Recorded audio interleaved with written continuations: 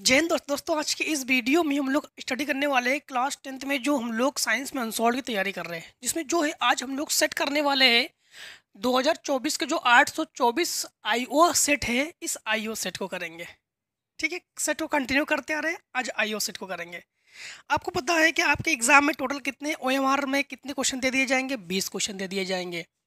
कितने क्वेश्चन दे जाएंगे? 1 2 3 4 5 6 7 8 9 10 11 12 13 14 15 16 17 18 19 20। टोटल हमें कितने क्वेश्चन दिए जाएंगे? 20 क्वेश्चन दिए जाएंगे जो कि हम लोग ओएमआर सीट पे करेंगे।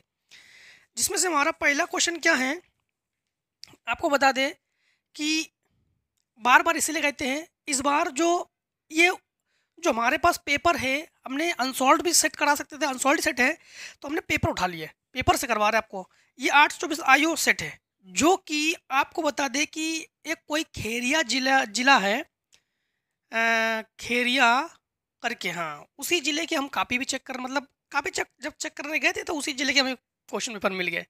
ठीक है, तो वही क्वेश्चन पेपर को सॉल्व करा दे रहे हैं। ठीक, जो कि अनसॉल्व के सेट में भी है। अनसॉल्व के सेट में 824 आईओ है। ठीक है, मेरठ जिला, मेरठ, खेरिया, वृंदावन, मतलब इसी के अंडर, मतलब खेरिया जिला जो है, हाँ इसी इसी कापी चेक कर रहे थे हम, तो उसी जिले की कापी की, मतलब उसी से जिले की सेट है ये। ठीक, तो जिसमें हमारे पहला क्वेश्चन हमारे पास ये है, इस प्रकार से है कि निम्न में से कौन सा लेंस छोटे अक्षरों को पढ़ने के लिए उपयोग में लाना चाहिए? तो कौन सा लेंस छोटे अक्षरों को पढ़ने के लिए उपयोग में लाना चाहिए? तो छोटे अक्षर को देखने के लिए आपको पता है, दूर दृष्टि दोष, निकट दृष्टि दोष पढ़ा चुके हम लोग। दूर दृष्टि दोष, दूर की वस्तु दिखाई देती है किंतु पास की वस्तु दिखाई नहीं देती है। उत्तल लेंस का प्रयोग करते हैं। ठीक, उत्तल लेंस का प्रयोग करते हैं। उत्तल लेंस का प्रयोग इसलिए करते हैं कि छोटी छोटी वस्तुएं हैं तो उसको बड़े वस्तु में देखना, मतलब पक्का इसमें क्लियर है कि उत्तल लेंस प्रयोग नहीं करेंगे, उत्तल लेंस प्रयोग करेंगे। ठीक, तो ऑप्शन नंबर पहला है 10 सेंटीमीटर दूरी का उत्तल लेंस नंबर, और ऑप्शन नंबर सी सही है, 20 सेंटीमीटर फोकस दूरी का उत्तल लेंस। तो option number C, 20 centimetre focus दूरी का उत्तल लेंस हम लोग प्रयोग करेंगे। क्वेश्चन नंबर 2 में है तारों के टिमटिमाने का कारण है। अच्छा, तारे क्यों टिमटिमाते हैं? प्रकाश के प्रकीर्णन के कारण टिमटिमाते हैं। प्रकाश का प्रकीर्णन ही जो आकाश का रंग नीला दिखाई देता है हम लोगों को। तो पहला ऑप्शन सही है। दूसरे में हमारे पास पहला ऑप्शन सही है। 3 में है उत्तल दर्पण द्वारा अनंत पर स्थित वस्तु का प्रतिबिंब होता है। उत्तल दर्पण द्वारा, तो उत्तल दर्पण द्वारा आभासी तथा छोटा होता है। उत्तल दर्पण का काम क्या होता है? प्रतिबिंब को सीधा बनाना, छोटा बनाना। लेकिन यहाँ पर उत्तल दर्पण द्वारा अनंत पर जब हो तो उस समय आभासी और छोटा होता है। तो हमारे पास बी ऑप्शन सही है तीसरे में। चौथे नंबर में है श्वेत प्रकाश को प्रिज्म से गुजारने जाने पर अधिक विचलन कोण होता है। देखो, नीले रंग का विचलन अधिक होता है, लाल रंग का विचलन कम होता है। ठीक है, तो नीला रंग, मतलब डी ऑप्शन सही है। चौथे नंबर में हमारे पास डी ऑप्शन सही है। 5 नंबर में है कॉलम ए और कॉलम बी को मिलाओगे। देखो, ओम जो है ये विद्युत प्रतिरोध का मात्रक है, वाट जो है विद्युत शक्ति का मात्रक है, एम्पियर जो है विद्युत धारा का मात्रक है, वोल्ट जो है विद्युत विभवांतर का मात्रक है। तो हम लोग कहेंगे ऑप्शन हमारे पास पहले ही सही हो रहा है। देखो, पहले में सब मैच हो रहा है। क्वेश्चन नंबर 6 में है आर व 2R प्रतिरोधों के दो तारों को पहले श्रेणी क्रम में फिर बाद में समांतर क्रम में जोड़ा गया है। दोनों दशाओं में कुल प्रतिरोध R1 व R2 हो। तब देखो, पहले तो हम लोग कहेंगे R बराबर, पहले हम लोग किसे जोड़ रहे हैं? श्रेणी क्रम में। तो R प्लस 2R बराबर हमारे पास ये हो जाएगा 3R। फिर R2, दोनों को समांतर क्रम में जोड़ेंगे तो एलसीएम हो जाएगा हमारे पास 2R। इसमें 2 की कमी है तो 2 प्लस 1 अर्थात 3/2R। तो R2 बराबर हम लोग कहेंगे 2R/3। अब इनका कहना है कि R1 बटे R2, R1 बटे R2। R1 का मान क्या है? 3R। R2 का मान क्या है? 2R बटे 3। इसे ऊपर ले जाओ। ठीक, इसे ऊपर ले जाओ तो R से R कैंसिल, 3 तरह का 9, तो 9/2। 9/2 जो है सी ऑप्शन सही है। तो 6 नंबर में हमारे पास ऑप्शन सी जो है ये सही है। 7 नंबर में है चित्र में दर्शाए गए इलेक्ट्रॉन में, चित्र इस प्रकार से है, एक इलेक्ट्रॉन इधर की ओर गतिमान है और चुंबकीय क्षेत्र ऊपर की ओर है, चुंबकीय क्षेत्र जो है ऊपर की ओर है, तो दर्शाए गए चित्र में चुंबकीय क्षेत्र के लंबवत प्रवेश करने पर आरोपित बल की दिशा होगी। तो देखो चुंबकीय क्षेत्र, आवेश और बल तीनों, मतलब तीनों एक दूसरे के, चुंबकीय क्षेत्र विद्युत धारा, चुंबकीय क्षेत्र विद्युत धारा और बल तीनों एक दूसरे के लंबवत होते हैं ना, तीनों एक दूसरे के लंबवत होते हैं। मतलब हम लोग कहेंगे कि अब ये जो देखो ऐसे ये बल, ये धारा, ये चुंबकीय क्षेत्र है। चुंबकीय क्षेत्र ऊपर की ओर है, मतलब यूं यूं पकड़ेंगे, ठीक। तो इनका कहना है कि बल कहाँ लगेगा, ठीक। तो बल कहाँ लगेगा, तो बल ध्यान रखना इसे यूं, ये और समझना, थोड़ा सा समझने की कोशिश करना। चलो मार्कर से दिखाते हैं आपको, मार्कर से दिखाते हैं। जैसे यू, ये मध्यमा है, ठीक, यू पकड़ेंगे हम लोग, ये बल है, ये बल है, ये धारा है और ये चुंबकीय क्षेत्र है। ब्लैक जो है चुंबकीय क्षेत्र है और इनका कहना भी है बल की दिशा। तो ये बल, ये बल, अब चुंबकीय क्षेत्र समझना, चुंबकीय क्षेत्र, ये चुंबकीय क्षेत्र है, ये धारा है और ये बल है, ठीक। चुंबकीय क्षेत्र ऊपर की ओर, ये अब देखो यहाँ पर देख पा रहे हो कि जो बल है वो बल जो है नीचे की ओर लगेगा। तो मतलब कौन सा ऑप्शन सही है हमारे पास, सातवें में सी ऑप्शन सही है। सातवें में भी कौन सा ऑप्शन सही है, सी ऑप्शन सही है। 8 नंबर में क्या है, क्वेश्चन नंबर 8 में है कि प्रोपेनॉल में क्रियात्मक समूह है जिसमें CHO समूह हो, उसे हम लोग अल समूह कहते हैं। मतलब 8वें का ए ऑप्शन जो है हम लोग इसको राइट करेंगे। 9 नंबर में उदासीन घोल का पीएच मान है उदासीन, अगर बिलियन का पीएच मान 7 से कम हो तो अम्लीय, 7 से अधिक हो तो क्षारीय और 7 हो तो उदासीन। मतलब 9 में भी हमारे पास कौन सा ऑप्शन सही है, ए ऑप्शन सही है। 10 नंबर में है निम्नलिखित में कीटोन समूह है जिसमें ऑन समूह हो, CO समूह हो, उसे कीटोन, मतलब कीटोन कहेंगे। जिसमें हमारे पास पहला है मेथेनॉल, दूसरा है एथेनॉल, तीसरा है प्रोपेनॉन। तो मतलब 10वें का सी पार्ट सही है, प्रोपेनॉन कीटोन।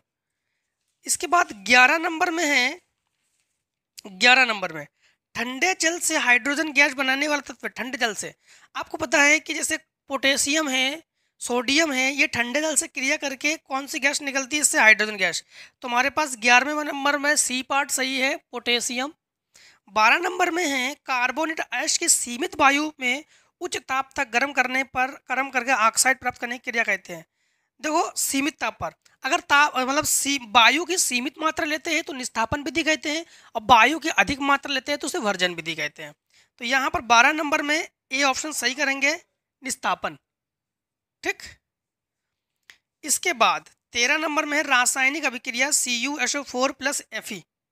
देखो इस प्रकार से रासायनिक अभिक्रिया CuSO4 plus Fe reaction FeSO4 plus Cu। यहाँ पर देखो Cu यहाँ पर विस्थापित है और देखो SO4 Fe के साथ Cu विस्थापन हुआ। मतलब यहाँ पर आप लोग देख पा रहे हो कि एक आयन का विस्थापन हो रहा है, मतलब इसको हम लोग कहते हैं विस्थापन अभिक्रिया। क्या कहेंगे हम लोग, विस्थापन अभिक्रिया। मतलब 13 नंबर में बी पार्ट सही करेंगे, 13 नंबर में हम लोग बी पार्ट को सही करेंगे, ठीक है। 13 नंबर में बी पार्ट सही है, विस्थापन अभिक्रिया। 14 नंबर में देखो, 14 नंबर में स्वपोषी पोषण के लिए आवश्यक है, स्वपोषी पोषण के लिए कार्बन डाइऑक्साइड एवं जल बिल्कुल आवश्यक है, सूर्य का प्रकाश आवश्यक है, क्लोरोफिल आवश्यक है, इनमें सभी।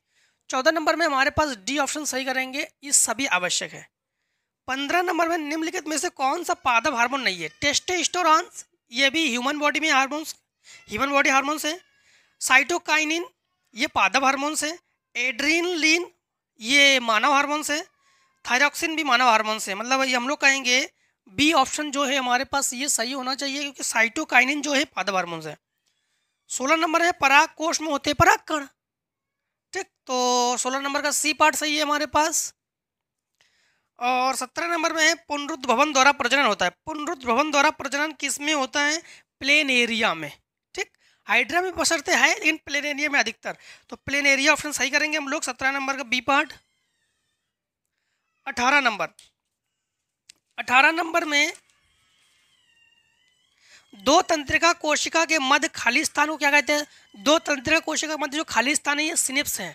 सिनेप्स कहते हैं। तो मतलब हमारे पास 18 का ए पार्ट हम लोग जो है इसे राइट करेंगे। निम्न में से कौन एक पारितंत्र में उत्पादक का उदाहरण है? शेर, हिरण, हरे पौधे। जो हरे पौधे हैं यही पारितंत्र में उत्पादक का उदाहरण है, यही उत्पादक है। 19 नंबर में सी। और 20 नंबर में मेंडल ने अपने प्रयोग के मटर के पौधों के लक्षणों का अध्ययन किया। गोल झुर्रीदार बीज लिया, बिल्कुल सही बात है। लंबे बौने पौधे, ये भी सही है। सफेद बैगनी, ये भी सही है। इनमें से भी, मतलब इनमें से भी। तो 20 नंबर में हमारे पास डी ऑप्शन सही है। अब आ जाते हैं वर्णनात्मक प्रश्न। वर्णनात्मक प्रश्न में है प्रकाश के प्रकीर्णन की दो प्राकृतिक घटनाएं बताइए। प्रकाश के प्रकीर्णन की, देखो हम लोग, इन्होंने पूछा है उत्तर 1 में प्रकाश के प्रकीर्णन की घटनाएं। तो प्रकाश का प्रकीर्णन किसे कहते हैं? जो सूर्य से आने वाले प्रकाश की जो किरणें हैं वो वायुमंडल में धूल धुएं से टकरा कर ये किरणें फैलती है और इसे प्रकाश का प्रकीर्णन कहते हैं। जिसके कारण हमें जो तारे हैं, तारे जो है ये टिमटिमाते टिमटिमाते प्रतीत होते हैं। तो हम लोग कहेंगे तारों का टिमटिमाना। ठीक। और इसके बाद आकाश का जो रंग है, जो हम लोग लाल नीला देखते हैं, तो ये भी प्रकाश के प्रकीर्णन की ही घटना है। ठीक। इसके बाद दृष्टि दोष कितने प्रकार के होते हैं उनके नाम लिखिए। दृष्टि दोष इसी के सेकेंड पार्ट में, ये तो फर्स्ट पार्ट है, सेकेंड पार्ट में दृष्टि दोष। दृष्टि दोष, दृष्टि दोष कितने प्रकार के होते हैं? देखो जैसे आपको बता दें कि एक आपके पास, आप लोग बार बार पढ़ते हो कि दूर दृष्टि दोष। इसके बाद ये भी पढ़ते हो आप लोग निकट दृष्टि दोष। इसके बाद ये भी पढ़ते हो जरा दूर दृष्टिता, मतलब जरा दृष्टि दोष। इसके बाद आप लोग ये भी पढ़ते हो अबिंदुकता। इसके बाद वर्णांधता। ठीक। और भी कोई है? मोतियाबिंद, मोतियाबिंद। ठीक। इतने प्रकार से दोषों को हम लोग पढ़ते हैं। हाँ, तो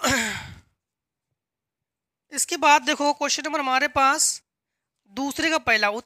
दूसरे का पहला क्या है? तो लिखोगे उत्तर, उत्तर 2 और दूसरे का पहला। पहले में है उत्तल दर्पण तथा उत्तल लेंस के दो दो उपयोग लिखिए। अच्छा, उत्तल दर्पण का प्रयोग हम लोग किस में करते हैं? बड़े प्रतिबिंब को छोटे प्रतिबिंब को देखने के लिए उत्तल दर्पण का प्रयोग करते हैं। मतलब गाड़ी के पीछे की जो दृश्य है उसको देखने के लिए हम लोग उत्तल दर्पण का प्रयोग करते हैं। क्यों? कि उत्तल दर्पण का काम होता है वस्तु को छोटा बनाना, सीधा बनाना। इसके बाद जो सड़कें नहीं होती है, सड़कों के साइड में जो लाइटें लगाई जाती है, उस लाइटों में हम लोग उत्तल दर्पण का प्रयोग करते हैं। फिर अवतल लेंस से किसी वस्तु के प्रतिबिंब बनने का किरण आरेख बनाइए। अवतल लेंस से, देखो आपको बता दें कि जो अवतल लेंस है, अवतल लेंस किनारों पर पतला और बीच में मोटा होता है।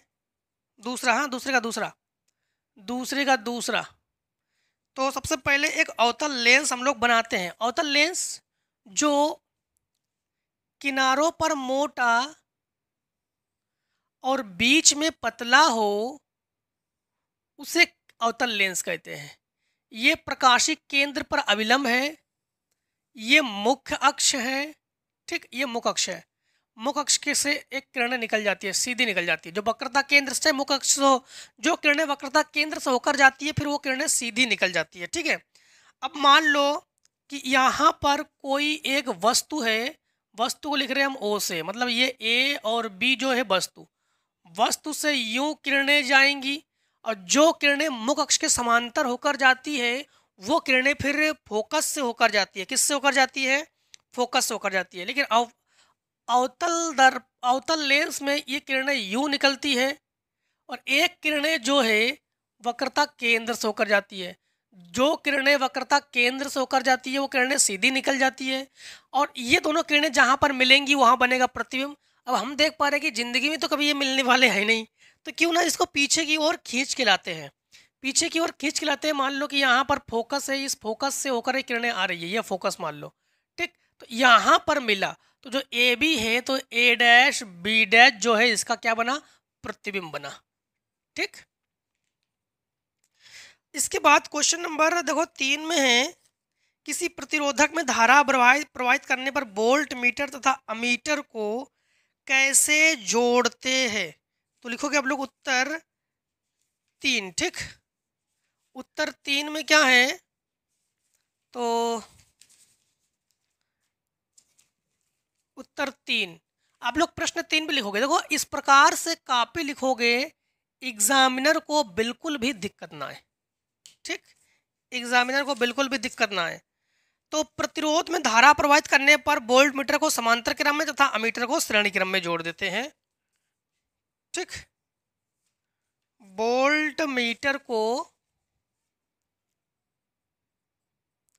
जो वोल्ट मीटर है, वोल्ट मीटर और अमीटर, तो वोल्ट मीटर को हम लोग किससे जोड़ेंगे, वोल्ट मीटर को किस में जोड़ेंगे, वोल्ट मीटर को हम लोग जोड़ेंगे समांतर क्रम में, और अमीटर को जोड़ेंगे श्रेणी क्रम में। इसके बाद क्वेश्चन नंबर तीसरे का दूसरे में है कि 500 वाट का रेफ्रिजरेटर 12 घंटे प्रतिदिन, 500 वाट मतलब इसका दूसरा, ये तो पहला है, दूसरा 500 वाट, तो P बराबर 500 वाट, और इसके बाद 12 घंटे प्रतिदिन, प्रतिदिन 12 घंटे, तो समय ये तो 500 वाट है, और समय जो है 12 घंटे प्रतिदिन उपयोग में लाते हैं। रेफ्रिजरेटर द्वारा 30 दिन तक कितने किलोवाट घंटा ऊर्जा उपयोग, 30 दिन, तो दिन बराबर हम लोग कहेंगे 30। तो वाट शक्ति हमारे पास है, समय हमारे पास है, और दिन हमारे पास है। तो इन्होंने पूछा है कि कितनी किलोवाट ऊर्जा, ठीक, कितने किलोवाट ऊर्जा, तो हम लोग कहेंगे किलोवाट घंटा, फार्मूला किलोवाट घंटा यानी किलो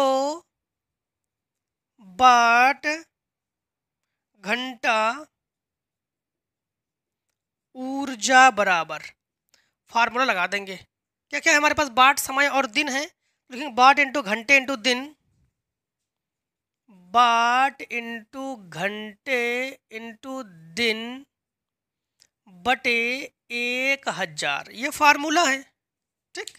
इस फार्मूले में मान रख देंगे हम लोग, तो ये हो जाएगा हमारे पास 512 30 बटे 1000, ये 3 जीरो से 1 2 3 जीरो कैंसिल, 12 पंचे 60, 6 3 18, 180 किलोवाट घंटा, ठीक, 180 किलोवाट घंटा।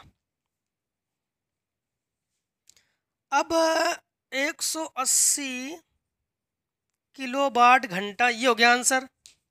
इसी में क्वेश्चन नंबर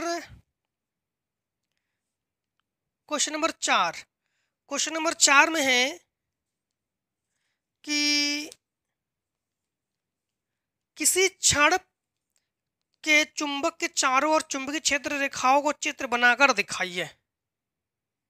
चलो एक काम करते हैं, इतने को आप लोग शॉर्ट कर लो, फिर क्वेश्चन 4 को सॉल्व करते हैं। देखो, हाँ, क्वेश्चन नंबर 4 में क्या है, तो लिखना उत्तर 4।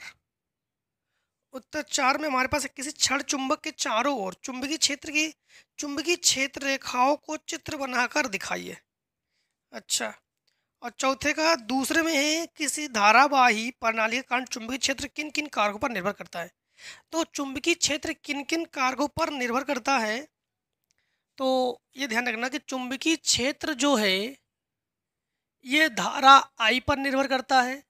चुंबकीय क्षेत्र जो है, चुंबकीय क्षेत्र अल्पांश लंबाई L पर निर्भर करता है। चुंबकीय क्षेत्र जो है ज्याक पर निर्भर करता है, ठीक। और चुंबकीय क्षेत्र जो है वो बीच की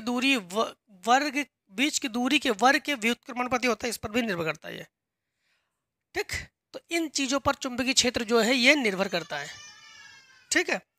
इसके बाद फ्लेमिंग के बाएं हाथ का नियम क्या है? तो फ्लेमिंग के बाएं हाथ के नियम के अनुसार, बाएं हाथ का अंगूठा उसके पास वाले तीनों अंगुलियों को इस प्रकार फैलाते हैं कि तीनों एक दूसरे के लंबवत हो। तो जो मध्यमा उंगली है धारा की दिशा बताएगी, चुंबकीय क्षेत्र की दिशा बताएगी तर्जनी, और अंगूठा बल का दिशा बताता है, बस बल की दिशा बताता है। क्वेश्चन नंबर चौथे का अथवा में है, चुंबकीय क्षेत्र में धारावाही चालक पर लगने वाले बल किन किन कारकों पर निर्भर करता है? देखो अथवा में क्या है, अगर अथवा करोगे तो अथवा में बल किस किस का सेम टू सेम बल भी इसी प्रकार से है। बल जो है वो लंबाई L के अनुक्रमानुपाती होता है, L पर निर्भर करता है। चुंबकीय क्षेत्र B पर निर्भर करता है, धारा I पर निर्भर करता है, लंबाई या फिर ज्या पर निर्भर करता है, ठीक। तो फार्मूला बन जाता है इसमें IBL sin थीटा। तो बल इन इन चीज़ों पर निर्भर करता है। इसके बाद है घरेलू विद्युत परिपथ में कितने तार प्रयुक्त होते हैं? प्रत्येक तार का नाम बताइए और आवरण। तो घरेलू परिपथ में 3 तार प्रयोग किए जाते हैं, ठीक है, 3 तार। सबसे पहले जीवित तार जिसका रंग लाल होता है, इसके बाद है उदासीन तार जिसका रंग हरा होता है, और भूसंपर्कन तार जिसका रंग काला होता है। क्वेश्चन नंबर 5 में है कि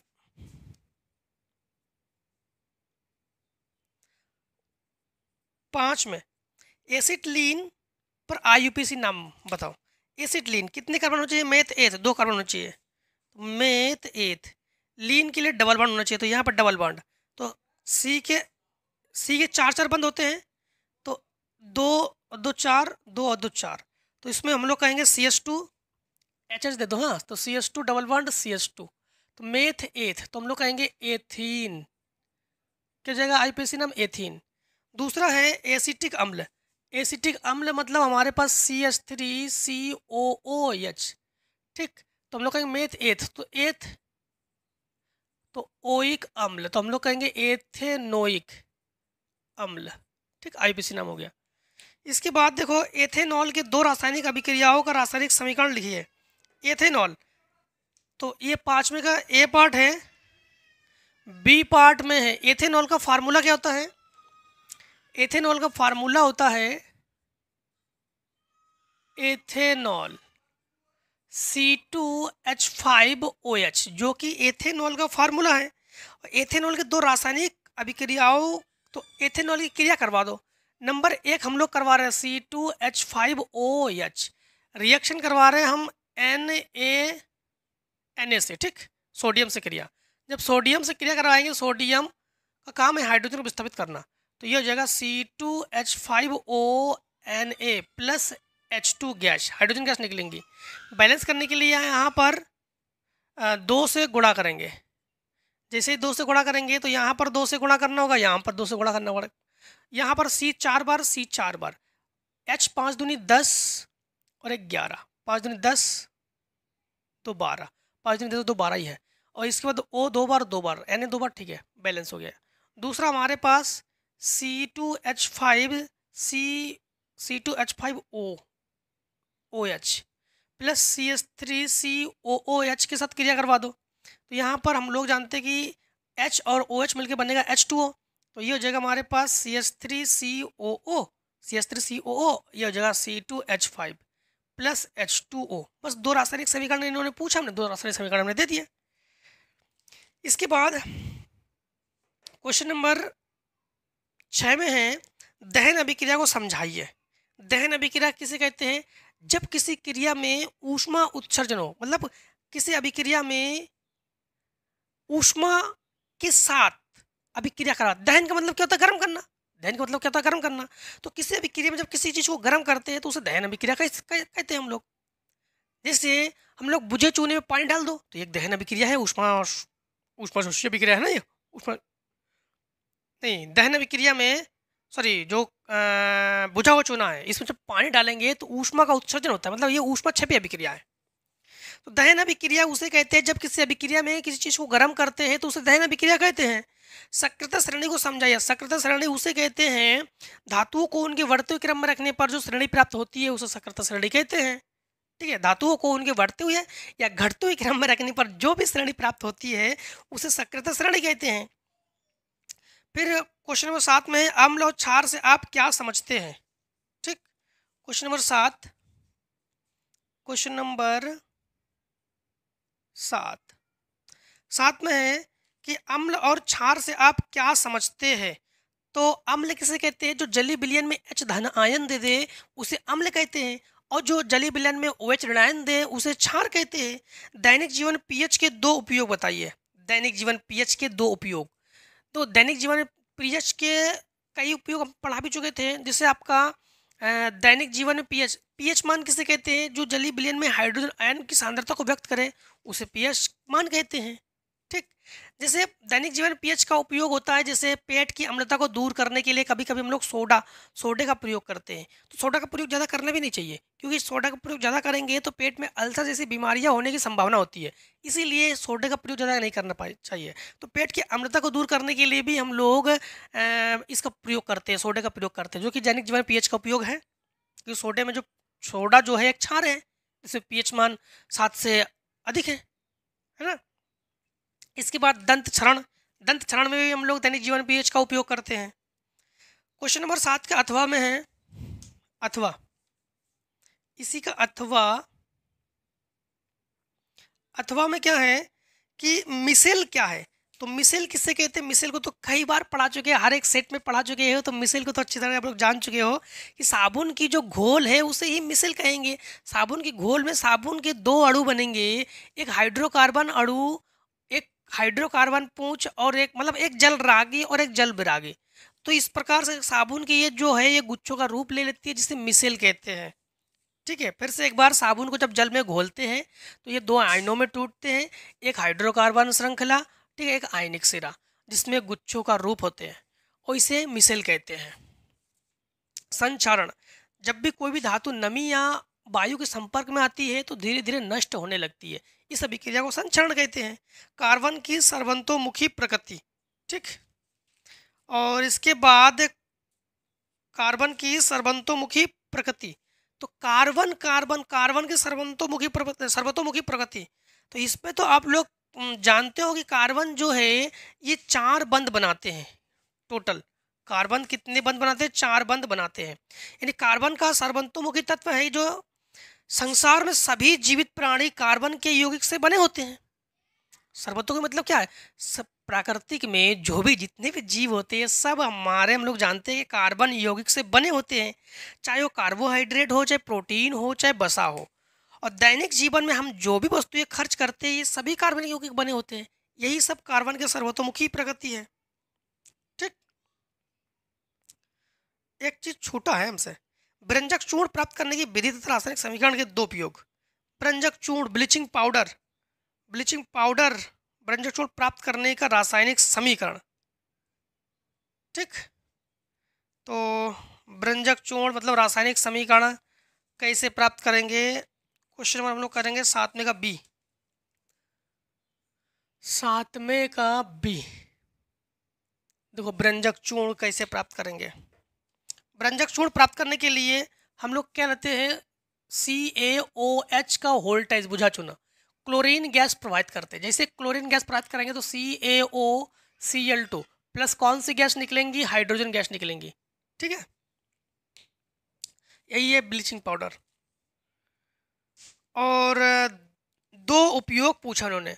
इसका उपयोग कपड़ा उद्योग में कीटोन तथा सूती तथा नीलेन व्यंजन में किया जाता है। इसका उपयोग कागज उद्योग में कांच के पल्प के व्यंजन में किया जाता है। ठीक है, तो मतलब हम लोग कहेंगे व्यंजक चूर्ण का प्रयोग जो है हम लोग अपनी स्किन को साफ करने के लिए भी ब्लीचिंग पाउडर का प्रयोग करते हैं। इसके बाद कपड़े को भी व्यंजन के रूप में भी इसका प्रयोग करते हैं। अब आ जाओ हम लोग करेंगे बायोलॉजी को।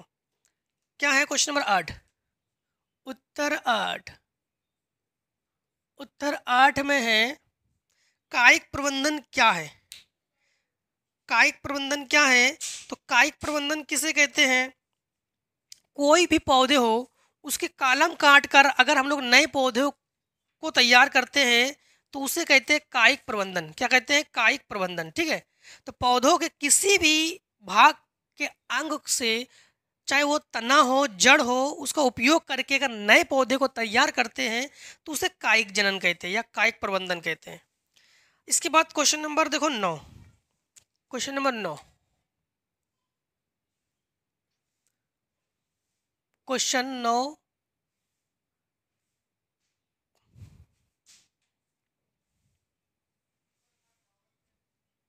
लिखोगे आप लोग उत्तर 9। उत्तर 9 में क्या है? प्रकाश संश्लेषण। तो प्रकाश संश्लेषण किसे कहते हैं? प्रकाश संश्लेषण पौधे जो सूर्य की प्रकाश की सहायता से अपना भोजन तैयार करते हैं, ठीक है, उसे प्रकाश संश्लेषण की क्रिया कहते हैं। प्रकाश संश्लेषण की क्रिया क्या है? पौधे जो सूर्य की प्रकाश से अपना भोजन तैयार करते हैं उन्हें क्या कहते हैं? प्रकाश संश्लेषण कहते हैं। ठीक, इसके बाद क्वेश्चन में पूछा गया है 10 नंबर में ओजोन परत क्या है। तो लिखोगे उत्तर 10, ओजोन परत। ओजोन परत का काम क्या होता है? जो वायुमंडल में जो सूर्य से आने वाली हानिकारक किरणें हैं उन किरणों से बचाना, सुरक्षा प्रदान करना, ये ओजोन परत का काम होता है। ठीक है, तो ओजोन परत जो है, ये ओजोन परत जो है एक तो नवजात ऑक्सीजन और प्लस ऑक्सीजन के दो अणुओं से मिलकर ये ओजोन परत का निर्माण होता है। और ये ओजोन जो सूर्य से आने वाली अल्ट्रा वायलेट किरणें हैं, पराबैंगनी किरणें हैं, जो कि बहुत हानिकारक किरणें हैं, ये किरणें अगर हमारे त्वचा पर आपतित हो तो हमें त्वचा में चर्म रोग होने का भय होता है। अतः ये जो ओजोन परत है उसी जो पराबैंगनी किरणें हैं उसी को रोकने का काम करना होता है ओजोन परत का। इसके बाद क्वेश्चन नंबर 11। क्वेश्चन नंबर 11 में है उत्तर 11। ठीक, उत्तर 11 में है कि मेंडल नहीं, लिंग निर्धारण पर टिप्पणी लिखिए। लिंग निर्धारण, लिंग निर्धारण से पहले आपको बता दें कि मनुष्य में जो गुणसूत्रों की संख्या होती है, टोटल कितने गुणसूत्र होते हैं? 46 गुणसूत्र होते हैं, जिसमें 23 जोड़ी गुणसूत्र कह सकते हैं इसको। जोड़ी में हम लोग कह सकते हैं 23 जोड़ी, जिसमें से मात्र 22 जोड़ी जो गुणसूत्र है डी, मतलब 1 जोड़ी, 23 जोड़ी में 1 जोड़ी जो गुणसूत्र है ये हमारे बॉडी में एक्टिव रहता है और 23 जोड़ी जो है केवल वहीं पर स्थिर रहता है हमारे पास शरीर में। ठीक है, और इसमें जो 1 जोड़ी गुणसूत्र है जिसमें महिलाओं में जो गुणसूत्र होती है, मतलब पुरुष में जो गुणसूत्र होते हैं ये होते हैं यक्स और वाई, और महिलाओं में गुणसूत्र होते हैं यक्स और यक्स। तो यहाँ पर जब पुरुष और महिलाओं में आपस में जब निषेचन की क्रिया होती है और इस निषेचन के दौरान, ठीक, निषेचन के दौरान अगर यक्स यक्स गुणसूत्र मिलेंगे तो इससे पुत्र उत्पन्न होगा, और अगर वाई और यक्स गुणसूत्र मिलेंगे यानी यक्स वाई, इससे पुत्र उत्पन्न होगी और इससे पुत्र उत्पन्न होंगे। ठीक है, तो ये है गुणसूत्रों के आदान प्रदान से जब नर और मादा आपस में निषेचन करते हैं, संलयन करते हैं, तो उसके दौरान अगर गुणसूत्र इस प्रकार से मिलते हैं तो पुत्री और पुत्र उत्पन्न होते हैं इस मेथड से, जिसे लिंग निर्धारण कहते हैं। मेंडल के नियम, मेंडल ने अपना नियम जो है ये गिरजाघर में, मतलब जो मटर के पौधे पर इन्होंने अपना प्रयोग किया था। मटर के पौधे पर, उद्यान मटर पर प्रयोग किया था, क्योंकि उद्यान मटर जो है ये 1 वर्षीय पौधा है तो जल्दी से प्रयोग कर सकते हैं, इसलिए उन्होंने उद्यान मटर पर प्रयोग किया। तो मेंडल ने अपने प्रयोग में प्रभाविता और अप्रभाविता दोनों लक्षण दिए, क्योंकि प्रभाविता उसे कहते हैं जैसे मान लो कि मेंडल ने कैपिटल मतलब शुद्ध लंबे और शुद्ध बौने पौधों का आपस में संकरण कराया। जब संकरण कराया तो इससे जो उन्होंने देखा कि जब इसके इस इन दोनों के बीच संकरण कराया, संकरण के दौरान इन्होंने देखा कि जो इसकी जो F1 पीढ़ी है, इस F1 पीढ़ी में दोनों के दोनों कैसे पौधे बने संकर लंबे, कैसे बने संकर लंबे। फिर इन पौधों के बीच, इन्हीं पौधों के बीच मेंडल ने क्या कराया, स्वपरागण कराया। क्या कराया, स्वपरागण। तो इसमें भी अलग अलग उन्होंने प्रकार से पौधे देखे। तो इनका ये नियम था कि जो लक्षण दिखाई देते हैं उन लक्षणों को प्रभाविता लक्षण प्रभावी कहते हैं, और जो लक्षण छिपे हुए होते हैं उन्हें अप्रभावी लक्षण कहते हैं। मतलब कैपिटल टी और कैपिटल स्मॉल टी के बीच जब संकट कराया तो स्मॉल टी छिपे हुए हैं और कैपिटल टी जो है ये दिखाई दे रहे हैं। मतलब हम लोग कहेंगे कैपिटल टी जो है ये शुद्ध लंबे, मतलब लंबे जो है लंबेपन को प्रभावी कहेंगे, बौनेपन को अप्रभावी कहेंगे। तो ये मेंडल का प्रभाविता का नियम है। ठीक है, तो मेंडल ने यही प्रभाविता और अप्रभाविता का नियम दिए। नियम तो बहुत है, स्वतंत्र अभ्युदय का नियम जो है ये सब, द्विसंकर क्रॉस, एक संकर क्रॉस। ठीक है, बाकी नियम के बारे में टिप्पणी पूछा इसलिए इतने ही बताएंगे हम लोग। ठीक, और बस या तो फिर अथवा में करना मानव हार्मोन्स पर एक टिप्पणी। ठीक, मानव हार्मोन्स पर एक टिप्पणी। चलो, तो मानव हार्मोन्स तो जानते हो आप लोग। मानव हार्मोन्स क्या है? मानव हार्मोन्स जो हमारे सोचने की, समझने की, शरीर में वृद्धि करने की, लंबापन, बौनापन, ये सब की प्रक्रिया को रखने के लिए जो हार्मोन्स प्रयोग होते हैं शरीर में उसे मानव हार्मोन्स कहते हैं, है ना। तो खत्म ये सेट। ठीक है, ये सेट भी खत्म। ठीक, तो दोस्तों आपको बता दें कि इसीलिए बार बार आपको एक चीज़ दोहराते हैं कि आप लोग भी कमेंट सेक्शन में ज़रूर अपना रोल नंबर ज़रूर डाल दीजिएगा, जिससे कि हो सकता है कि हम भी जब कॉपी चेक करें तो हो सकता है कि आप लोगों को कॉपी देख के हाँ हम सोच सकते कि हाँ कि इन्हें हमने, या हमसे पढ़े हो, या हमसे पढ़े है, या हमने इनको पढ़ाया है। ठीक, ऐसे फीलिंग आएंगी, अच्छा लगेगा हमें भी देख कर। इसीलिए कहते हैं कि बार बार कि रोल नंबर आप लोग डाल दे दिया करो। ठीक है, तो देखो बाकी सारे क्वेश्चंस आपको स्क्रीन पर प्रोवाइड कर दिए जाते हैं, सभी के आंसर प्रोवाइड करा दिए जाते हैं, जिससे आप लोगों को ज़्यादा दिक्कतें भी ना होए। आप लोग एक काम किया करो, देखो जितने भी बार बार क्वेश्चन रिपीट हुआ करे उसे बार बार आप लोग सॉल्व किया करो। आप लोग अभ्यास बार बार, जैसे हम कह देते हैं कि हमने इस सेट में इसको पढ़ा दिया, तो मतलब ये नहीं कि आप इसको छोड़ दो, आप उसको बार बार करो। जब आप उसको बार बार करोगे तभी आपके अभ्यास होंगे, तभी आप लोग अच्छे से मस्त तरीके से उसको बोर्ड में कर पाओगे, है ना। तो आज की वीडियो बस इतना ही। जय हिंद, जय भारत। आप लोग स्वस्थ रहिए, मस्त रहिए, और इस प्रकार से हर एक सेट में हमसे मिलते जरूर रहिए। जिस सेट में आपको प्रॉब्लम हो हम दोबारा प्रोवाइड करेंगे, आप लोग कमेंट सेक्शन में आके कमेंट कर दीजिए। टिक टिक स्क्रीनशॉट।